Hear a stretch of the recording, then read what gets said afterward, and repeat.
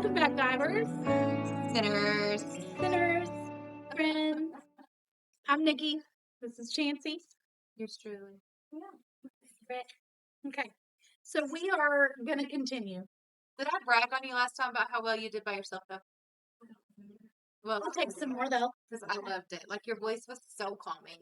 Thank you. I'm not, did I tell you that I was like kind of low-key whispering?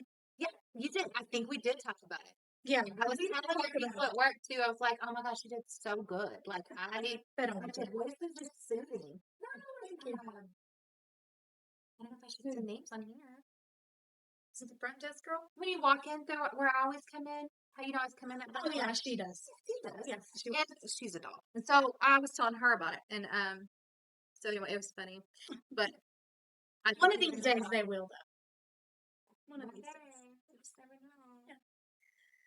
One of these days. Okay, so we're going to continue to talk about the twinnemies. Yeah. Esau and Jacob. You said it my way. Esau? You said Esau. No, You just didn't catch yourself. Yes, you did. No. Chancey says Esau. Make fun of my accent. Oh, no. Esau. It is Esau. Maybe. I don't know if it saying is. it wrong. I hope it is you saying it wrong, because you're over there Nicopedian Yeah. all the time. Oh, and I don't know it all. My Pastor Duncan said I got it right, and you didn't. That'd be the day. Yeah, Esau and Jacob. You know those little how they deceive themselves, right? Deceive the other. One deceive the other. Yeah. Yeah. So we're going to split off, though. Yes. And we're only going to talk about Jacob for a time because we know he left the family unit. He fled because his mama overheard Esau make a threat on his life. So he thinks dad's about to die.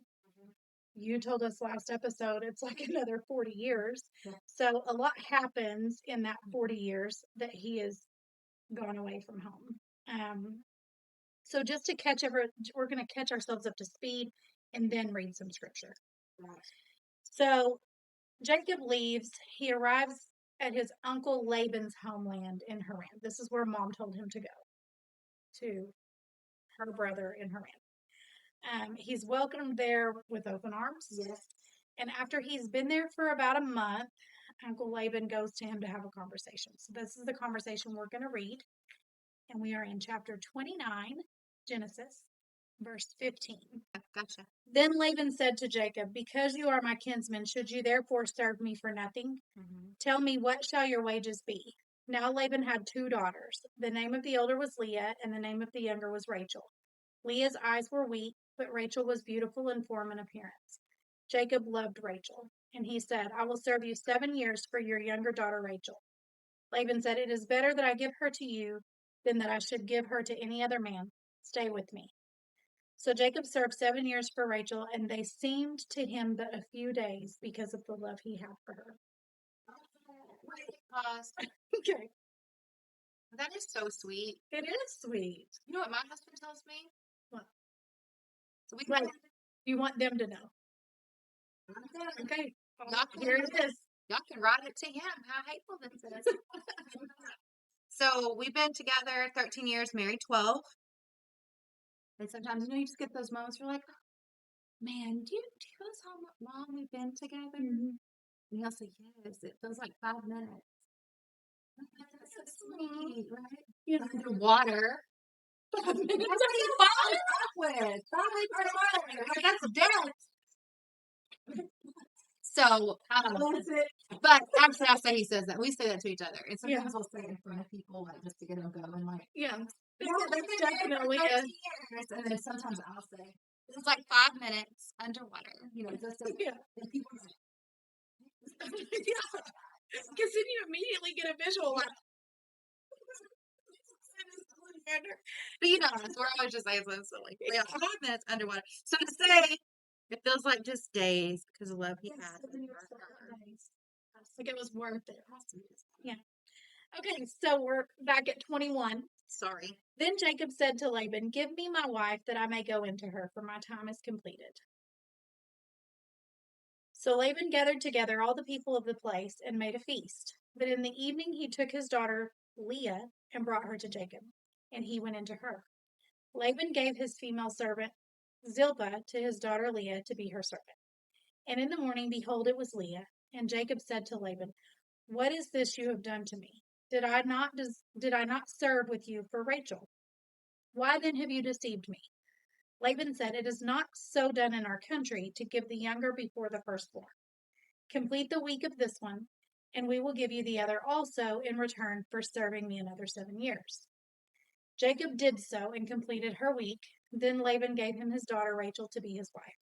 Laban gave his female servant Bilhah to his daughter Rachel to be her servant. So Jacob went into Rachel also, and he loved Rachel more than Leah, and served Laban for another 7 years. So we're gonna pause right there and talk about some key phrases. Yes. So when it says that I may go into her, or went into her, or whatever, this is referring to consummation of the marriage. I struggle. I mean, I guess like we are so used to electricity, but I have to remind myself that they probably didn't have a light on. But I remember when I read this thinking, how did he not know? Yeah, how did you not know? So have you looked up the customs of their weddings? Yes. But I'm going to let you go into that because that is another phrase. Yeah. The phrase where he says complete the week, Chancey, fill us in on what that means exactly. What is that referring to? Complete the week. So the week is they have a week-long celebration. Right. For a wedding. So the 7-day wedding. Yes. So back then, so the New Testament's a little bit different in the New Testament. So I can kind of mention that so that if you are reading the New Testament, you can kind of keep that into, yeah. So in the Old Testament, the father is the authority. The bride's father is the authority. Okay. Now in the New Testament, the groom goes and gets his wife from her house. I wonder if this is why. This must have happened often. No, maybe. And it goes to the feast, right? So there's parables about that. So I'm not going to go far into that right now. Okay. But for Old Testament's sake, so what was going on here, he worked for Rachel those 7 years. And the bride is heavily veiled. So they can't see her. Oh, okay. It happens all at nighttime. Makes sense. And they don't have all these lights that you see our beautiful faces lit up. Yeah, they do a feast. So you notice where he says he made a feast. He gathered together all of the men of the place, and they made a feast. So it's like a big deal. Now it came to pass in the evening that he took Leah's daughter, brought her to Jacob. So the father takes the daughter to the groom. Okay. But remember, she's heavily veiled, and these things happen at nighttime. And then they consummate the marriage. And then it's a week-long celebration. So then he consummated the marriage, then unveiled her to discover it was. Well, he may have unveiled her when they consummated, but it was not time. It was dark. It could very well be what you said. I don't know. Maybe they don't unveil until that's right. And when these festivities took place, they're not any different than some festivities that take place in our day. You know what I mean? There was lots of wine. Yeah. And he may have been. It's a big feast. There's no telling. Yeah, I'm sure there was drinking. But so there was probably a lot of factors at play. Yeah, he did it. And so you notice it says, so it came to pass in the morning. Now there's light. I'm sorry, was it that night? Yeah. Until morning. So can you imagine his dismay when he woke up to Leah, not Rachel? No. Yeah. He must have really loved her to sign up for another 7 years. He had to. Yeah. 14 years. It does not say that the second 7 only felt like days. I'm sure it did not. This is the anger. Yeah, man. So Jacob never wanted Leah. He was forced through manipulation to have her. He always wanted Rachel. But marriages also were never about desire, love. Right, it was transactional. Everything was transactional. Yes. Yep. I do agree with that. What can this family do for our family? Yes. And so this daddy got lots of work from. Yeah. So, and the word says he loved one and hated the other. I want to point out, and we've pointed this out before. Oh, it says he hated her? I didn't catch that. Yeah. Hated the other. So I do want to point out, and we pointed this out before, the word hate in Greek text does not have the same weight that it does in today's English.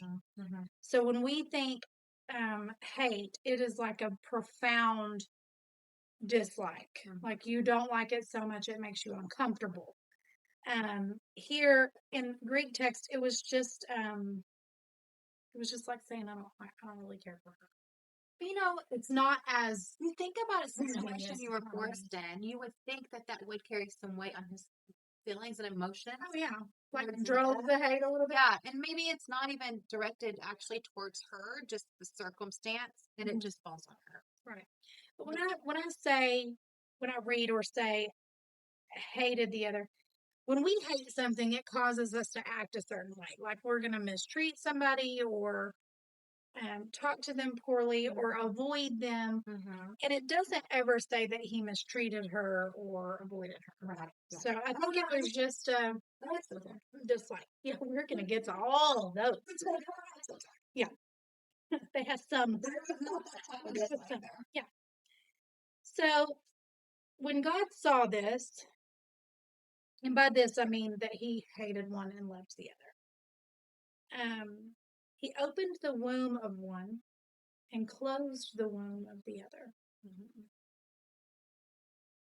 He opened the womb of the one that was hated. Hold on. Can we stop Yeah. here? How about let's go back to the deceit between Jacob and Esau. Mm-hmm. Yeah. So Jacob completely deceived Esau, Mm-hmm. right? Yeah. Took his birthright, took his inheritance, got the blessing from dad, from Isaac. Yeah, all the things. He ended up with And all now look at the situation he's in. He was working for deception, 7 years. manipulation. He was totally deceived. Yeah. He was lied to.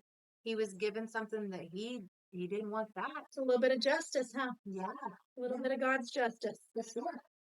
Um, So now I'm thinking about that. Closes the womb of one, opens the womb of the other. yeah. He opens the womb of the hated and closes the womb of the favor. So we're still looking at justice. Yes. And justice is going to be served for some time, not just for a day. So Leah bears him sons. First son's name is Reuben. Mhm. So I had so much fun on the last episode looking up names with you when you had that revelation. Yeah. And I have read it again like 3 times since then. Yeah. So I looked up these names. Yep. Okay. So, which even in mine, I read English Standard Version, and you can go through here and read each one that was born. It kind of hints at it without like giving the actual definition behind it. Reuben means the Lord looked upon affliction. Yeah, because she was unloved and unfaithful. Yeah. Mm-hmm. And then definitely that is confirmed, and he saw her, that she was hated, and he opened her womb to give a son, that this would now make him love her too. Well, you know, because she bears him. that's how things were too. Remember, Sarah really wanted a son and wanted to have children, not just for the act of having children of her own, also the love, the way it would do move the relationship and things like that. Right. And the being viewed as a woman. Because that was their primary purpose. Yeah, back then for sure. So then she has a second, and his name is Simon. Mm-hmm. Do you say Simon or Simeon? Oh, that one? Uh-huh. Simeon. Okay. That's how I said it too. And then I read it and I was like, James is not going to say that. But so we're going with Simeon. So Simeon, the Lord heard that I am hated. Mm. And then there's Levi. Levi is now he will be attached to me. So if you look at numbers in the Bible, there's importance in completeness. 3 is completion. So she is certain now that in having the third son, he has to love her. Right. And this is it. But she doesn't stop there. So then she has number 4, Judah, which means praise. So now I will praise the Lord. Mm-hmm. Then she stops bearing. Just halt. Doesn't have any more. I'm gonna have Chancey read. Really? You're gonna read both of these. Right. Because it's a little bitty. Okay, first we're gonna read and then pause again. Chapter 30, just 1 and 2. It's 1 and 2 because it's going to set the stage. Okay. Now, Rachel saw that she bore. Okay, hold on. Now, when Rachel saw that she bore a sister, she said to Jacob, "Give me children, or else I'll die." And Jacob's anger was aroused against Rachel, and he said, "Am I in the place of God who has withheld you from the fruit of the womb?" Can I read that in my fun voice?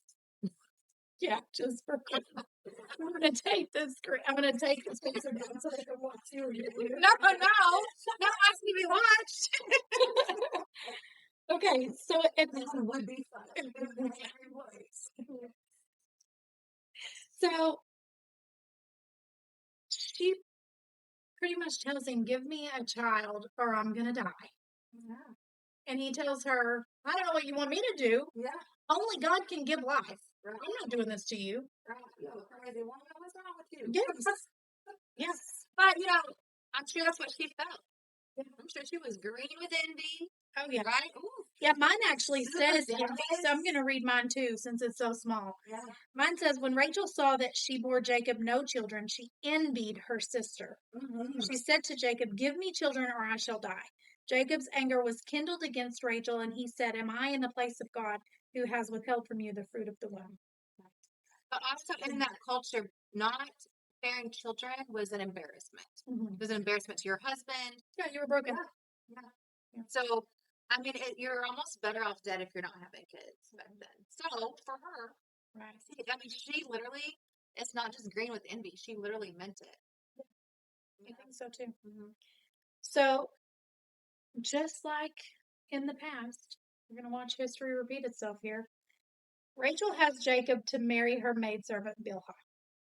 Right? She takes her maidservant as a surrogate to give him a son. So this made me think of, do you know what I'm talking about? That TV show? Oh, no. Okay. No, I thought you were talking about the other. Oh, I've never watched that. Yes. Robin says I should watch it, but I've never. Shout out. And you can think about it. Because Yeah.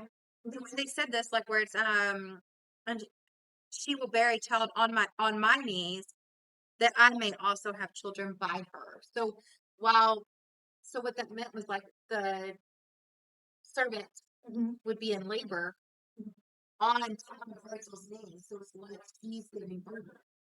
Oh, wow. And so if you've ever watched The Handmaid's Tale, there's some pretty, I mean, I don't know if birth was that way, but there's some not really hard to watch parts. Well, that's why I haven't watched it. It's very graphic. Some parts, Yeah. yes.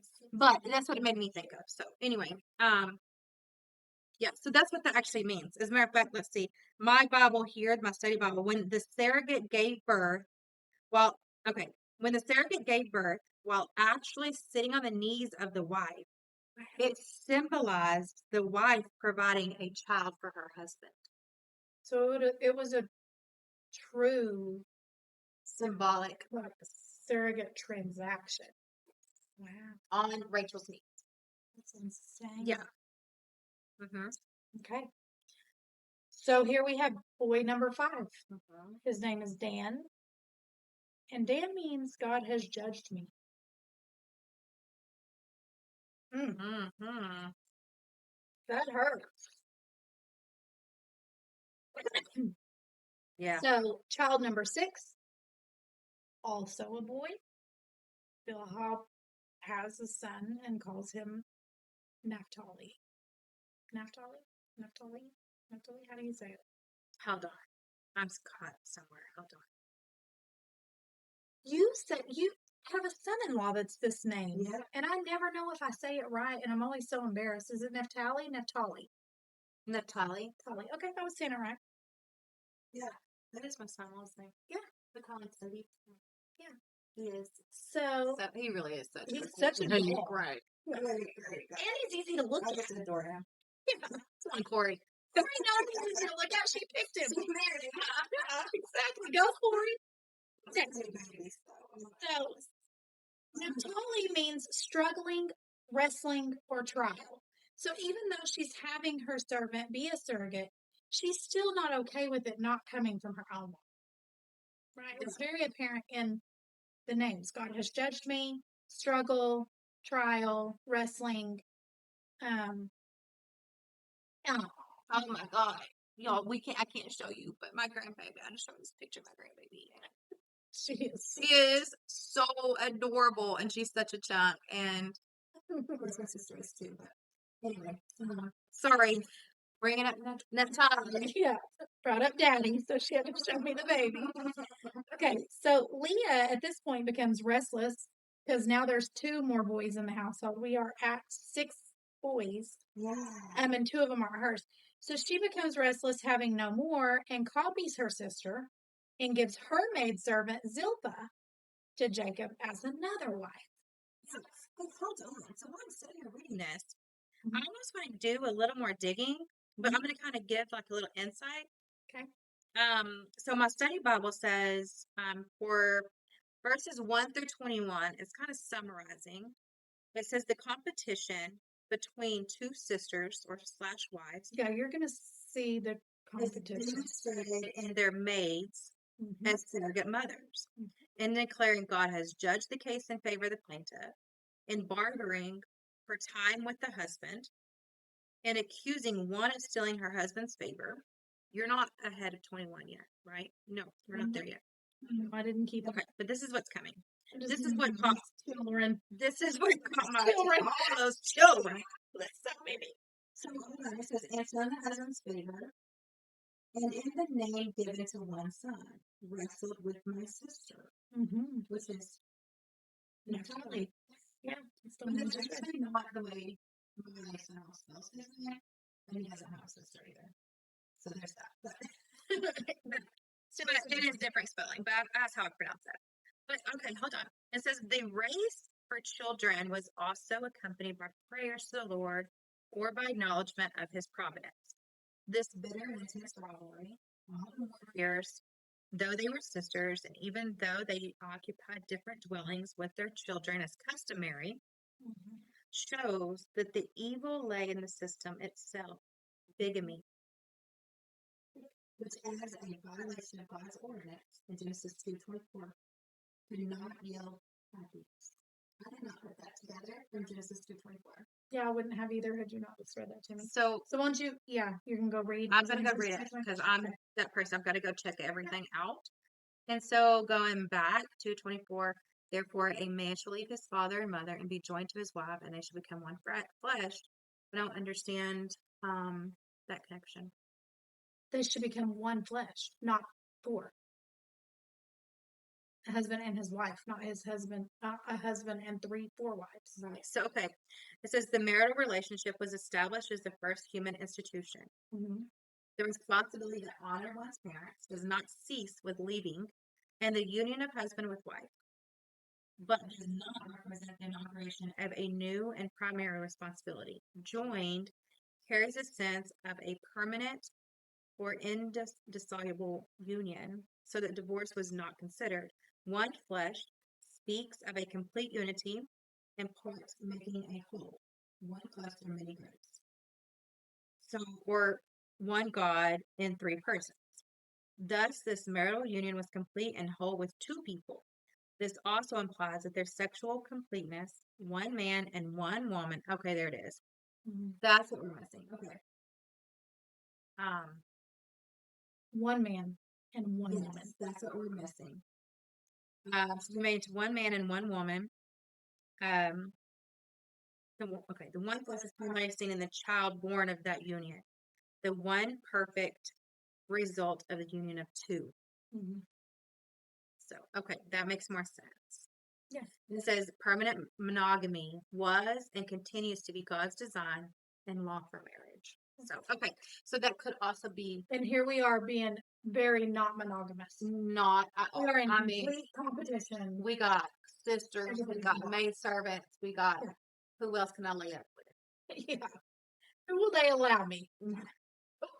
Because they're just giving them to me. All right, I can just picture him laid up in the bed. Who's my wife? Who's next to me now? Yes. Yes. I go smack him. Okay, so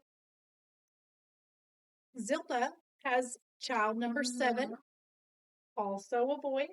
She names him Gad. Gad means good fortune has come. So she's celebrating that there was a gap. Well, now there's another one. So it's like good fortune. She's 11. Okay. So now we're at 12.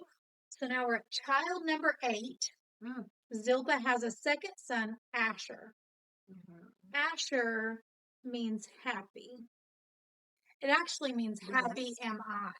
Happy. Her daughters will call me blessed. So she called his name Asher. So this is what I meant when I said I'm gonna have you read both because that was super short. So read the exchange between the sisters. Okay. In chapter 30, 14 through 16. Okay. It's little too. Now Reuben went out in a daze. Stop it.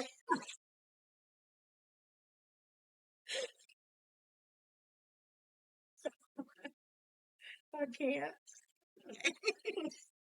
I had to put some thought in The her radio voice. Yeah, she's gonna narrate soon. That's her next side gig. Go look her up if you need a narrator. I cannot believe you haven't seen that on Facebook. Like gets you like really engaged and like excited. Huh. And it's like some random. Anyway, okay, sorry. Okay, I'll be for real. All right. So now Reuben went in the days of wheat harvest and found mandrakes in the field and brought them to his mother Leah. Then Rachel said to Leah, "Please give me some of your son's mandrakes." But she said to her, "It is a small matter. No, is it a small matter? You have taken away my husband? Would you take away my son's mandrakes also?" Mm.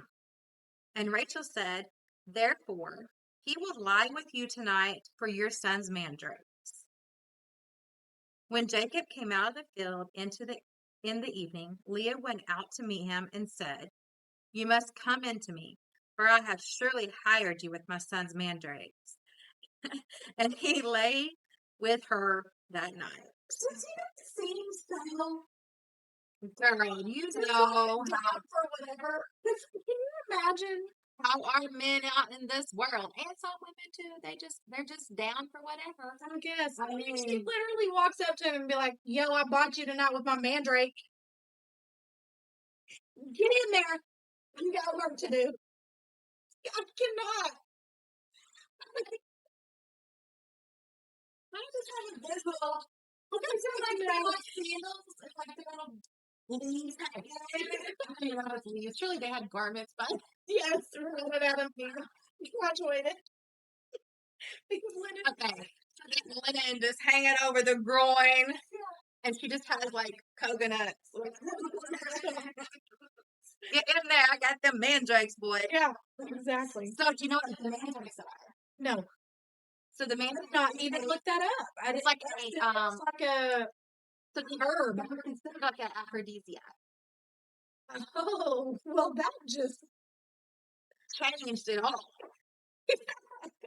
absolutely did. Your son went and picked them for you. Well, maybe he just came home with them randomly. I was like, so Mom, these are pretty flowers. She's like, sure are. Yes. Well, I sure used you, son. Big boy. Okay, so they do the deed,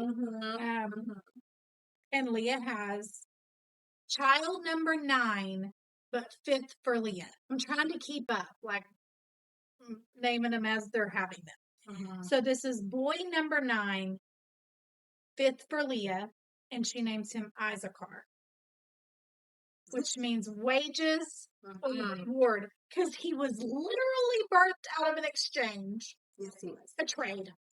With an aphrodisiac. With an aphrodisiac. That's amazing. I love that. Yeah. So then again, child number 10, boy number 10, is from Leah. It's her 6th son, and his name is Zebulun, which means exaltation. So now she has completion twice. She's given him 3 sons and 3 sons. So she feels exalted. God has completed her twice. Well, and maybe she's not viewing it on the completion. She could very well be like, I'm just definitely winning 100% better than my sister. Yeah, you've got a third, even with your surrogate. It's like she said, was it not enough that you took my husband? Yeah. Right? So, I mean, there is definitely some tension here. For sure. But and sister knows that's the baby's name. And probably what it meant too. Yeah, absolutely. So now you got to watch this kid being called exalted. Yeah. You know? Yeah. Like just salt on the one. Yep. Yes. Of course. So then child number 11, seventh child to Leah, is a girl. Child number 11 is a girl. Yeah. Her name is, I say Dinah. I say Dinah. Okay. It's not Dina. I don't say Dina. I say Dinah. Okay. Which means vindicated. So I guess by vindicated, I almost feel like she's done at this point. Like I've done enough. If I don't ever have another one, I won this battle. Like arrogance is in the air.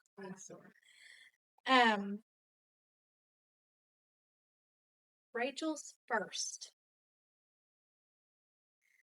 So Rachel does get pregnant. She names him Joseph. And I would read the scripture, but it doesn't give us like a beautiful view of like her prayer with God, or she definitely is praying all these years without ceasing. But it really says, if you can find it, it pretty much just says that God saw her hurt. It's not that she said one night, she said the prayer that worked. He's been watching. He's been present for all of this. And just like he felt or showed compassion for Leah in the beginning when she was hated, at this point now the table has turned. It says God has the same compassion for Rachel. God listened to her. Yeah. She was definitely praying about it. All the while. Her heart out. Yeah. And he listened to her and he opened her womb. Yep. So Joseph means he will add or increase. Lord shall add to me another son. At this point, Jacob's ready to go his own way with his enormous family. I mean, at this point, there are 12 children, 11 boys, 1 girl. All on horses, donkeys, whatever they're riding on. Yeah. I couldn't even imagine. 4 wives, and all the livestock. Oh. So he tells Laban it's time. But what happens next is crazy. It's crazy. Okay. So shall we? We shall. I'm going to do, let's walk in it. Chapter 30. We're still in 30. Geez, it's long. And starting at verse 25, we're going to go all the way to 43. So, let me get a little sip here. All right, here we go. As soon as Rachel had born Joseph, Jacob said to Laban, "Send me away, that I may go to my own home and country. Give me my wives and my children, for whom I have served you, that I may go, for you know the service that I have given you." But Laban said to him, "If I have found favor in your sight, I have learned by divination that the Lord has blessed me because of you." So my Bible says by experience. Nope. So the term divination is very, very important there, because I was going to point that out. Yes. Because mine says by experience. And I didn't know what yours said. And so divination is a huge deal, because that is a no-no. Right. Even then, that's a no-no. And he said, but it's so funny to me that he learned by divination that God was blessed him. That the Lord had blessed him because of Jacob. Okay. So at 28, name your wages and I will give it. Jacob said to him, "You yourself know how I have served you and how your livestock has fared with me. For you had little before I came, and it has increased abundantly, and the Lord has blessed you wherever I turned. But now, when shall I provide for my own household also?" He said, "What shall I give you?" Jacob said, "You shall not give me anything. If you will do this for me, I will again pasture your flock and keep it. Let me pass through all your flock today, removing from it every speckled and spotted sheep and every black lamb, and the spotted and speckled among the goats, and they shall be my wages. So my honesty will answer for me later, When you come to look into my wages with you, every one that is not speckled and spotted among the goats and black among the lambs, if found with me, shall be counted stolen. Because those are yours, right? So at 34, Laban said, Good, let it be as you have said. But that day, Laban removed the male goats that were striped and spotted, and all the female goats that were speckled and spotted, every one that had white on it, and every lamb that was black, and put them in the charge of his sons. And he set a distance of 3 days' journey between himself and Jacob pastured the rest of Laban's flock. Then Jacob took, we're still going, 37. Then Jacob took fresh sticks of poplar and almond and plane trees and peeled white streaks in them. Exposing the white of the sticks, he set the sticks that he had peeled in front of the flocks in the troughs. That is, the watering places where the flocks came to drink. And since they bred when they came to drink, the flocks bred in front of the sticks, and so the flocks brought forth striped, speckled, and spotted. And Jacob separated the lambs and set the faces of the flocks toward the striped, and all the black in the flock of Laban. He put his own droves apart and did not put them with Laban's flock. Whenever the stronger of the flock were breeding, Jacob would lay the sticks in the troughs before the eyes of the flock, that they might breed among the sticks. But for the feebler of the flock, he would not lay them there. So the feebler would be Laban's, and the stronger Jacob's. Thus the man increased greatly and had large flocks, female servants and male servants, and camels and donkeys. By crazy, I mean like the man used some sticks to cause spots on a goat. Okay, no, hold on. So we actually, it says poplar. That poplar is a wood. Okay, Still. so poplar and chestnut trees peeled white strips. Okay, hold on. The rods were, let me find this. It feels like witchcraft. It's very important. It feels like it is a superstition. That's what I was going to say. It is very much a superstition, but it was believed that the bark was peeled and there was some stimulant released into the water to stimulate the animals to sexual activity. So the word conceive is literally in Hebrew to be hot or to be in heat. Like, you know how we talk about animals. Yeah. And his plan was successful, and he kept his own flock separate from the normally colored ones of Laban. So it is a very superstitious thing that they thought that they could do that and it would put them in heat. But we say superstitious, it worked. It did work. That is exactly what my note says. Like, I wrote down, what even is this? What even is this? It doesn't say he consults with God for these practices, and it feels like some kind of sorcery, right? Or like you said, superstition, but it's successful. But sometimes things like that are successful, so we buy into it and we believe it. Yeah. And then we can keep walking at it. Because if it worked once, it's going to work again, it's going to work again. And then we start putting our faith in that versus our faith in God. That's very true. And so we do it too. Yeah. So, and it does work. So it infuriates the brothers-in-law. Yeah. Because they know they only sent with him what he couldn't keep. Well, he was bringing them fortune. Right. And now they've separated his flock solid flock so that they can't they're conceiving his flock. Yeah. And he's conceiving the color he keeps, not the color they keep. Yeah. So anyway, good anymore. They're not happy about it. And at this point, he hears from the Lord. So you want to do chapter 31, we graduated. 31, just verse 3. Then the Lord said to Jacob, return to the land of your fathers and to your family, and I will be with you. So go back to Canaan. So whatever this was, whatever it feels like, God was not upset about it. Or if he was, he was still, he's still blessing Jacob. Well, it's kind of like when you look at Ishmael and Isaac, he still blessed both. But we're also going to read a little further. And I think we might find something. We might find some little nuggets in here. So he calls all of his wives into the field and tells them the whole story. And it ends up not being sorcery. And the word tells us it was God. As weird as it was God. So Let's go 31, 9 through 16. And I'm going to read along with you. I'm going to you read it. Okay. So God has taken away the livestock of your father and given them to me. And it happened at the time when the flocks conceived that I lifted my eyes and saw in a dream, and behold, the rams which leaped upon the flocks were streaked, speckled, and gray spotted. Then the angel of God spoke to me in a dream, saying, Jacob. And I said, Here I am. And he said, Lift your eyes now and see me. All the rams which leap on the flocks are streaked, speckled, and gray spotted. For I have seen all that sorry, excuse me. For I've seen all that Laban is doing to you. I am the God of Bethel, where you anointed the pillar, and where you made a vow to me. Now arise, get out of this land, and return to the land of your family. Then Rachel and Leah answered and said to him, Is there still any portion or inheritance for us in our father's house? Are we not considered strangers by him? For he has sold us and also completely consumed our money.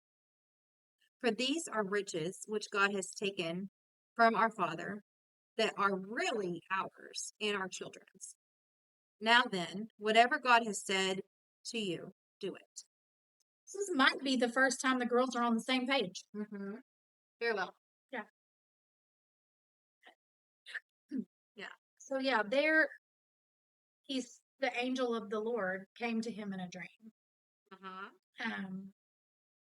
It doesn't say that the angel of the Lord told him about the sticks, but I don't think that came from nowhere. Maybe not. And I don't know what all, but like the practices that you mentioned in your notes about them going into heat or whatever, that didn't necessarily have anything to do with stripes, spots, and so I believe for God to tell him to make this your agreement, God had to fulfill the commitment for that agreement to take place and him to have anything to leave with. If be it he weren't successful, Right. Well, this also then he says leaves with nothing. And God's not going to let him be unsuccessful. Right. He's blessing him. He said that from the time he was in the womb. He told Rebecca right. that, yeah. So, Well, and this also says, hold on, it may not just be superstitious. It may just appear that way to us, or it feels like that. but it says, like, just like the Mennonites, it also says that it is most likely that he had learned that when the bark was peeled, that there was some stimulant released. Okay, so he must have learned it from because he took care of his father's animals for many, many, many. He was a breeder, like like a livestock breeder. I think it says. I forget how old they are when we're talking about them. Yeah, sometimes it's nice to put. Okay, so he took care of his father's animals for most of his 90 years. And then, of course, Laban's for the last 14 years at this point. So, I mean, maybe he learned that from that. I mean, there's people that drink elderberry, and isn't that a natural? That's a natural thing. I don't drink it. Give me the medicine. Give me the pharmaceuticals. Just give it to me. I don't care. If I need medicine, I need to feel better. I'm not taking anything. Let's just feel better. So the next morning, the whole family, wives, children, servants, livestock, head out. They don't tell Laban they're leaving. They just get up and go. 3 days later, Laban realizes everyone's gone. So we have to point out here that the reason it's 3 days later is because they were a 3 days journey apart. Yeah. So I guess at some point he had one of them go ahead to try to see how it was going out there. Maybe so. And he wasn't there. Maybe so. Do you think we should It doesn't say. verse Yeah, if it does, I missed it, read it. No, not about the days, but verse 19. Okay. Let me see what it is. I just like it. Well, not yet. Not yet? Okay. Yeah. I didn't want to get ahead. Yeah. I will have you read it though. Okay. So the next morning, the whole family, everybody gets up, leaves, don't tell Laban. 3 days later, Laban finds out that they're gone. He follows them closely when God appears to Laban in a dream. And it's a warning. God tells him in this dream, Be careful not to say anything good or bad to Jacob. Mhm. Then Laban catches up to him. So I am going to have you read that because that's going to set the tone for the next episode. Okay. Because we're going to go into when he gets there to Jacob, where that conversation starts. Where he was cautioned not to say anything good or bad. Okay, where am I reading? 19. Okay. So now Laban had gone to shear his sheep, and Rachel had stolen the household idols that were her father's. So this is before Laban even knew that they were leaving. Rachel has snuck over there. Apparently, she had to sneak over there because how far apart were they? Yeah, 3 days. 3 days journey. So she went to Daddy's house because they felt cheated by Dad, and they stole the idols. And we're going to talk next week about why, like what her motives might have been. And I don't believe the text actually tells us for sure, but we can make some educated guesses. Was it based off of the types of idols they were? I don't know. Maybe I'll save it. I need to go back because I have a note here, but I don't want to get it. If we're not going to talk about it tonight, I don't want to get it. Because God warns him, don't say anything good or bad, because he already knows that he's got ill intentions. He's always had ill intent from the very first day. That he put Leah in his bed instead of his mind is not geared towards being led by God. He had divination that had told him that God was blessing him through Jacob. So we know where he's like he's not God's people to get what I need. I'll take if your blessing benefits me, serve your God. Yeah, don't go anywhere so that I can keep getting benefited from your I worship my false idols. And just to reiterate, divination is witchcraft, sorcery, fortune telling. We don't want to tell you. Let me just read it to you. Yeah, let's do that. Deuteronomy verses 18. And we're going to start at verse 10. There shall not be found among you anyone who makes his son or his daughter pass through fire, or one by who practices witchcraft, or a soothsayer, or one who interprets omens, or a sorcerer, or one who conjures spells, or a medium, or a spiritist, or one who calls up the dead. For all who do these things are an abomination to the Lord. And because of these abominations, the Lord your God drives them out before you. But I do find it funny that he heard from a soothsayer. Really, that's what it had to be. That he was being blessed because of Jacob's presence. So even though the soothsayer, him or herself, is an abomination, God was still like, it's me. Yeah, that's right. Because he can use evil for whatever good. Yeah. It doesn't, they're still under his command. When you fast forward into the New Testament, when we get there one of these years. Things up for his perfect plan. He does. And even if it's something bad that happens, or even when we step out of line and we're not going the path we're supposed to go, we may make a little small detour, but God's purpose and his will for life is still going to happen regardless. Yeah. Well, just like him using the manipulation of the mom. Yeah, for sure. In this very story that we're still in, that's, So I do want to just kind of hit on this, since we did read it from Deuteronomy. I got one more thing to read on this. Moses gave a strict injunction not to copy, imitate, or do what the I'm not sure how to say that word, what the Canaanites did. 9 detestable practices of the Canaanites were, okay, so this is what they were. Sacrificing children in the fire. Witchcraft, seeking to determine the will of the gods by examining and interpreting omens. Number 3, soothsaying, attempting to control the future through power given by evil spirits. Number 4 was interpreting omens, telling the future based on signs. So signs, I mean, we're thinking even horoscopes, all the things, right? Zodiac.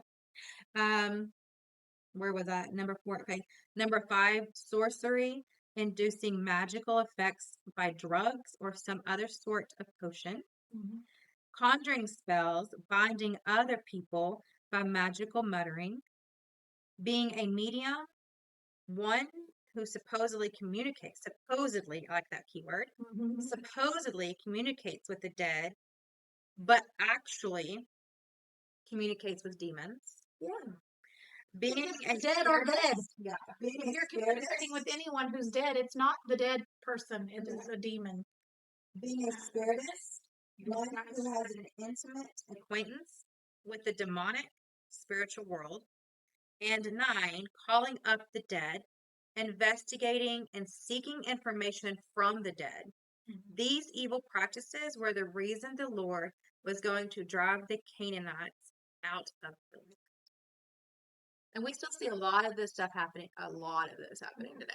Well, I mean, so much that some things have become common practice. Like, for example, there's not one of you out there that doesn't know what your horoscope is. Oh, yeah. So now, when I used to read mine just for fun. I'm just curious what it says. Yeah. But there were times like maybe it did line and you're like, oh. But just like you said, That's interesting. Yes. Because the adversary is witty. Yes, for sure. And there are watchers. And they're, you know what I mean? He's going to watch and see what you're going to be curious about, and he's going to feed that curiosity because it's about with accuracy. Yes, anything that can get you away from God and what you're supposed to be doing. And as you talk about the watchers, like the demons that are watching us, that's how they know what your future is. Or no, not your future. They can tell you about your past. They've been watching you. Right. They're going to lie to you about your future. Right. But they can't get to your past. But they try to navigate your future based on your reaction to your past. Right. So then you get your past right. So yes, you probably have seen people where they tell you all the things that's happened to you and they know. And you're like, well, there's no way she knew all that. So what gives me a little bit of peace in that is God is omnipresent, right? And Satan is a poser. Or, and I say Satan is a plural word for demons or followers of Lucifer. Yeah. So Satan can have many names. Yeah. But and many bodies. So what gives me peace is he the angels with him. So he's got yes, but going by one name, it gives us the illusion that there's one. That there's one and that he's everywhere. Yeah, but he's not. But he's not. No, he is not. Satan is not one, he is many, and can only be in one place at a time. Right. That hence the watchers. But you have to place them throughout your life so that he can watch you, because unlike God, he can't see. Well, think about when we talked about Job. Whenever God, the devil, spoke to God, he's like, "Hey, what are you doing?" What did he say? Oh, I've been going back and forth throughout. Yeah, I'm not certain. Yeah. Seeing who I can devour. Just going back and forth, just looking around, seeing who I can take. So it shows you just by those words that he's not omnipresent. No, he has to go to and fro. He need to go to and fro. He's omnipresent. Yeah. So there was a perfect explanation that is like, definitely not. Yeah. So we've said it before on this podcast. The reason I say the devil did it, or the devil is blah blah blah, really attacking me. The devil's not attacking you. Yeah. It's not always the devil. He's not everywhere. Yeah. Not that he's not ever, but he's not right. We can't, and we got to quit going back and saying it's the devil. Sometimes we have to take accountability for our own actions instead of having something else to blame. But he's definitely sometimes we have to rebuke. We have to rebuke ourselves. Yes. Yeah.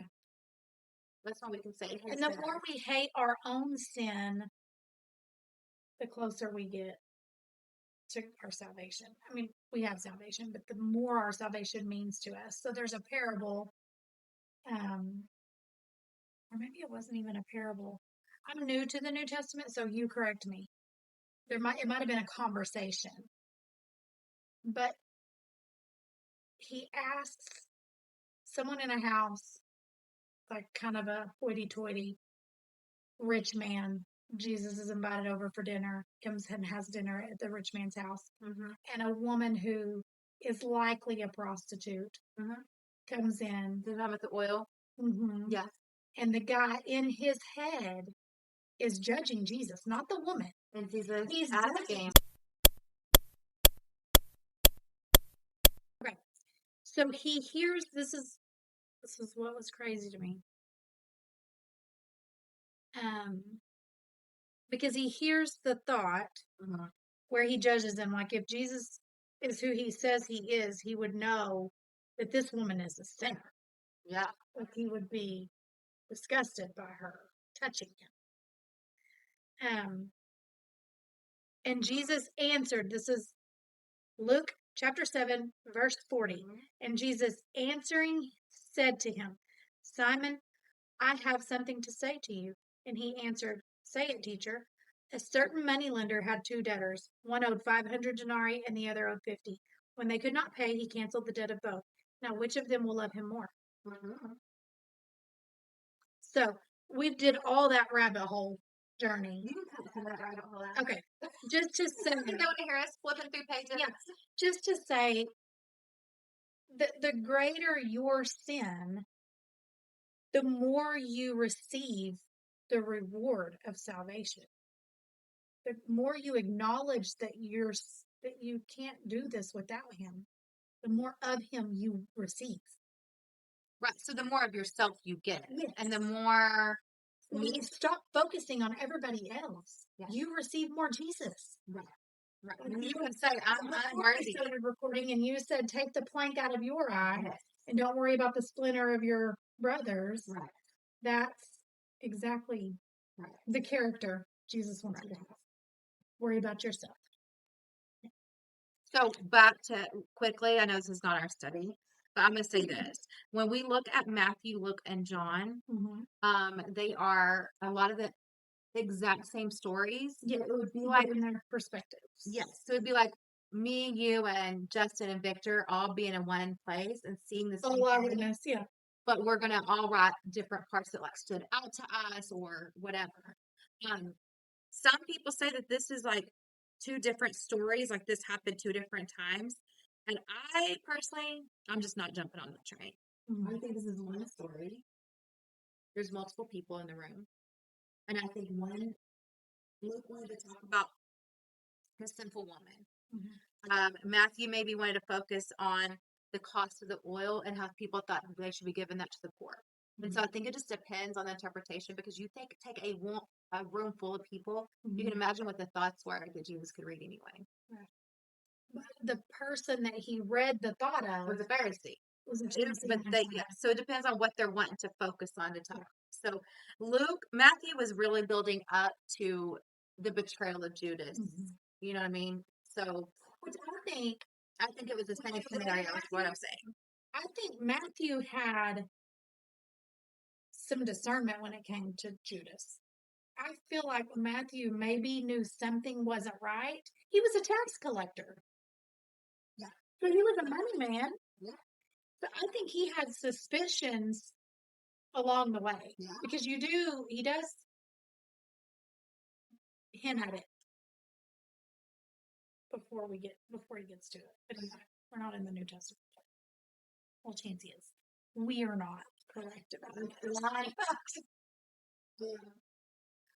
Do you know where it's at? In the same. I'm in chapter 26. You have one more. I've been on chapter 26 for like 3 days. Like, start reading it, and I'm like, okay, I need to know what this means. I need to know what this means. So, like, I just read the Passover where they go, the Lord's Supper. So, it started as Passover, and I'm like, okay, I need to know the history of Passover. What did they do? What did they eat? Was there an order? That's why it's taking me so long, because I'm going into that kind of depth. Because then it takes you back to the Old Testament and tells you the story. Well, not even that. There's so much symbolism and purpose, I think, And yeah, it does. A lot of it does align with like Old Testament prophecy, but like I don't really give it away yet. Yeah, no. I don't want to give it away. But there's so much that's like so neat. And you're like, oh, that was a tradition. Like the Jewish tradition was X, Y, and Z. And so now it makes sense why Jesus did this or why Jesus said that. But to understand it, you have to know the history and what's been going on. And it's kind of like kids these days. Okay. If I was to take, this is going to be the dumbest analogy in all the world. So if I was to write a book and I had a lot of cheddar.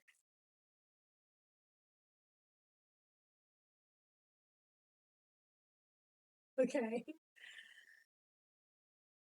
Okay. And someone read it from 2015, 16, 17. They would read cheese. You think they would, or money?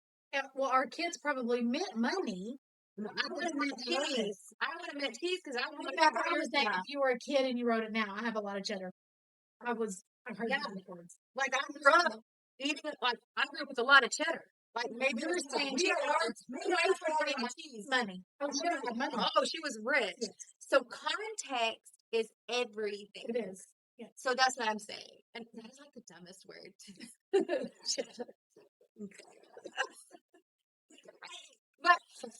but maybe I meant like literally cheddar. Because we didn't say, if we said cheddar back then, we're being cheddar. Like I still say cheddar is, unless I'm being facetious. Right. But someone that use cheddar for slang knows. Right? Yeah. Then they're gonna think, oh, she has a lot of money. So then the whole context of what I'm trying to say is completely out in left field, and my point is you don't even get my point at all. It is lost. So that's why I want to dig so deep and figure those things out, and that's why it's taking me. Do you wonder if that's why Jesus spoke in parables? Those words couldn't be twisted. Maybe, but a lot of those parables make a lot more sense when you understand, like I said, the history and the context. Yeah. Well, yeah, absolutely. Yeah. So knowing what they meant, knowing like even the donkey.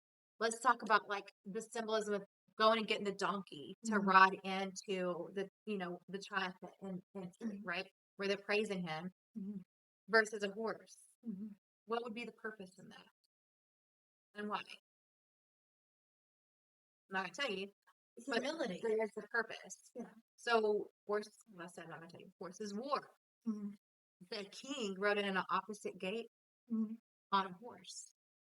Okay. So the king's coming in an opposite gate on a horse, and then you have Jesus, who people think is the Messiah anyway, or believing is Messiah, riding in on a donkey.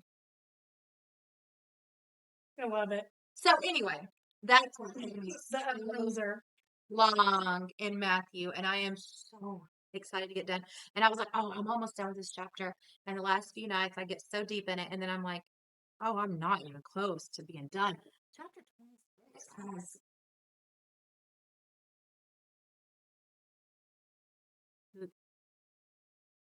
I got all these different books marked so I can go between them. Chapter 26 has 75 verses. That's a big chapter. Big chapter. So I'm going to finish this chapter and I'll come to bed. I'm like, oh no, I'm not going to finish this chapter. I'm coming to bed. So. Yeah. I'm calling out, I'll come to bed. Oh, like you just flipped twice. I know. I'm almost done. It's like, hey, girl. I'm almost done. Well, in my study, I'm going to I think I'm going to finish the study I'm on. I'm going to finish the study that I'm in the way it's organized. But then I have a new study to start after that takes a deep dive into the parables of Jesus. But the one I'm in, because it's chronological, has me, like you said, Matthew, Mark, Luke, and some of John are the same accounts at a different viewpoint. So it has me reading verses from each one. So like where you're stuck in Matthew, I'm bouncing Matthew, Mark, Luke. Oh, I'm bouncing now for sure. Matthew, John. I haven't bounced the parables, but I am bouncing back and forth between the three now that I'm in the end of Jesus's life. Mhm. I definitely want to compare the three there. And, we're coming up on Easter, so it's going to be cool to have that completed. But I think I'm going to do John next because this is Matthew, Mark, How'd you like my Matthew, Mark, resurrection lunch invitation suggestion? Okay. So I put something in the suggestion box at church. And by suggestion box, I mean like a text message. all of the ladies are in a group text message, and if you're going to make a suggestion, that's where it's at. I'm just saying, right? If you want it to happen, that's the avenue you take. The church ladies, get it done. I mean, you're right, but this is how she's so extra. The suggestion box. There was a text. It was a text. I was being facetious. But if you can imagine a suggestion box, like that's it. That's kind of it. Send it to the church girls. There you go. Done. But anyway, Easter started bothering me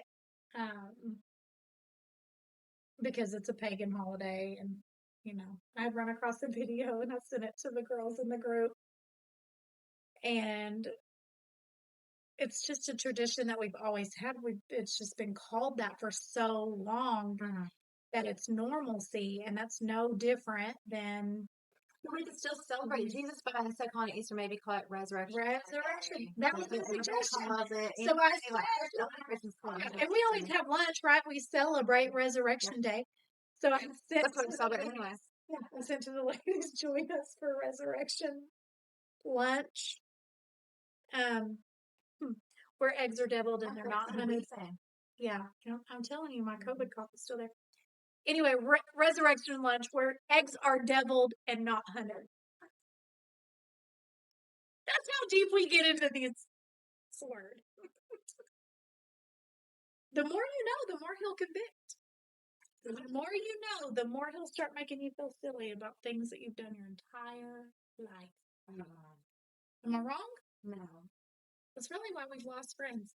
Would you tell me the other day something about I am wheezing biblical? Something about golly, I'm stuttering. Mainstream Christianity has become so normal that biblical Christianity feels radical. Yeah, I shared that on Facebook, which is very much the truth. Sorry. I really do catch myself thinking about that and worrying about what other people think, and then I have to why are you worried about that? Yeah, because I don't want to be that person. Okay, hold on. It crosses my mind that I am that person. That no one wants to be around because, man, I was supposed to talk about Jesus. I was supposed to talk about Jesus. Or every time I say something to her, she tells me to pray about it, or she tells me to leave it at God's feet, or whatever, at the feet of Jesus. And so then I start thinking about it. I'm like, oh my gosh. So when I'm around somebody, let me have a different type of conversation. And it's a struggle. I don't know what to talk about, so I just sit there quietly. I don't even know what to say. I don't have that effect on her. She always got something to say to me. Yeah, but typically what are we talking about? Well, that's fair. That's fair. We obviously have dialogue about our favorite subject. Yeah. Jesus. And going back and forth and questions and and I was, oh my gosh, you know what I learned? You know what I said? Or we get excited like we learned something and we want to tell the other one. Oh my God, let me tell you what I learned. You're not gonna believe it. Yeah. Right? And so you get excited, whereas other people sometimes are like, well, I mean, I was told at work to stop talking about it. There you go. There's that. But I don't talk about work. At work, I can talk about work. Anyway. Well, I do too, but I also don't think that. But I'm at home a lot by myself. Right. So it's a little different ballgame. But I was told today by one of my employees, she came into my office and she sat down. This is the second time this has happened. I have to say this. That copper in your hair makes your eyes look super green. I love it. Yeah. It's so good with your complexion and your eye color. I love it. Well, somebody told me the other day, it's looking a little orange. And I was like, that's what I paid for. I like it. And it looks really good. I paid for Reba Red. So. And it's not even as orange as I want it yet. So keep going. But this is the second occasion this has happened to me. It looks really good in the camera. Oh my God. Y'all like it? So I had mentioned at one of our women's ministries gatherings that an employee told me whenever I come up and stand next to her that she feels better. Just like nothing may be wrong, but when I come and stand beside her, and then I don't even have to say anything, or I just walk away, like the atmosphere shifts for her. And I remember thinking, okay, she just buttered me up because I am the sales manager. She's just kind of. But then today, I had another employee come into my office, and she just sat. Occasionally I move around, so you know how my office is set up. My desk is here, and then I have another desk back here. So my chair is in between those two desks, and then the guest chair is on the other side. Yeah. So every once in a while, when I get overwhelmed or I've looked at the screen too long, I'll get up and go around to that other chair and just sit for a moment and just breathe. Right. Box breathe. Some people count 1, 2, 3, 4 in and out. I use the scripture, be still and know, be still and know. I'm going to do that in that chair. So this girl comes in and sits in my chair, like where I normally work from. Yeah. And I was like, you need something? And she's like, no. I'm like, well, what are you doing? She was like, well, I figured if you were going to sit over there, I'll sit over here.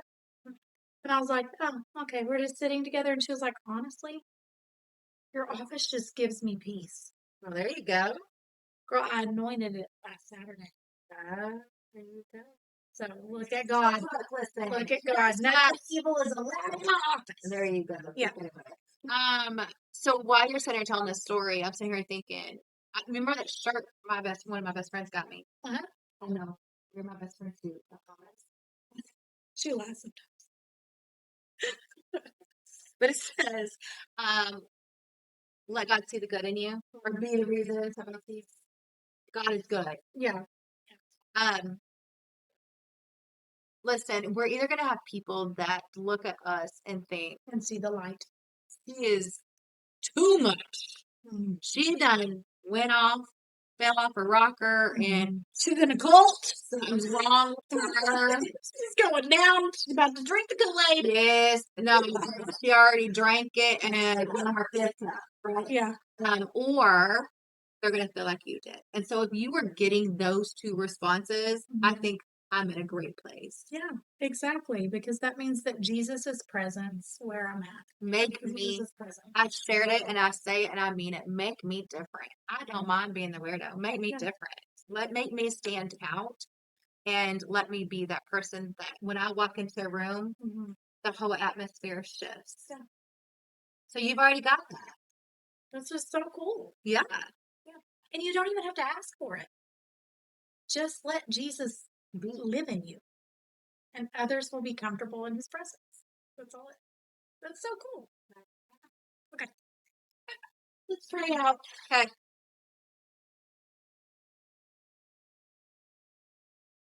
You got it today, or you want me to do it? Absolutely. You want me to do But it? you've only done it like that one time? Twice now. Okay. 3 if you count when I was by myself and I didn't have any options. Well, we've recorded since then, right? So I don't have to owe you one. You don't owe me one. I'm definitely, if we're keeping count, I owe you a whole bunch of them. Okay. All right. Heavenly Father, I come to you in the name of Jesus. I thank you for Jesus, for his salvation is the reason I can come to you tonight. Without Jesus, you would not even hear my words. So thank you for him in my life. Thank you for him in Chancey's lives and for him in the lives of our viewers. I pray that if there's anyone watching who doesn't know Jesus, that you would send the Holy Spirit upon them, allow them to see him for who he is, and accept them into our family. Father, if anyone has questions, I pray that they come to you and not to the world, because this world is so full of deceit. We lay everything at your feet. Father, genuinely, we leave it there, and we ask that you take it. We ask that you give us peace and quiet in this wild and loud world that we live in. And we ask that you use us to be a vessel, and that you continue to let the light of your Son, Jesus, shine on us everywhere we go. In Jesus' mighty name I pray. Amen. Amen. Amen. You did. I didn't even practice. I love my effort. I love your effort. My effort. Yeah, I practice for my work stuff, but I don't practice my No room to talk. She practiced for his interview. I did practice. Like, that's an interview. I don't practice. That's like me practicing to talk to you. Yeah. I don't know why I felt like I needed, but I struggled with it. You did for a long time. And so I felt like if I just did it enough verbally out loud, so it wasn't necessarily about what to say, it was about making the words come out of my mouth. Right. Because I can pray all day in silence. Right. Comfortably. Mm-hmm. I can talk to God. I can talk to Jesus. It was just making it come out of me that was so hard. Worrying about what someone else may think about the words you're saying or how you're saying them. Or if they're, I think that's the normal. Not just what I say, but how it would be received and would it be. So Victor has pointed out to me that I say things in threes, apparently. Uh-huh. I repeat myself in threes. Uh-huh. Okay. You're going to start watching to see if he's really do that. Okay. But he says, like, when I tell a story, like, if it's a funny story or whatever, I'll, like, repeat it 3 times to people when I'm telling it. I've never noticed. I haven't either, but I'm going to pay attention. But now I wonder, like, that kind of goes in my prayer insecurity, especially recording. Like, what if I say the same thing 3 times? Why do you say that? Maybe that's the number of completion. Yeah. I make sure you heard that story. It's not complete until she said it 3 times. You heard it. All right. Till next time.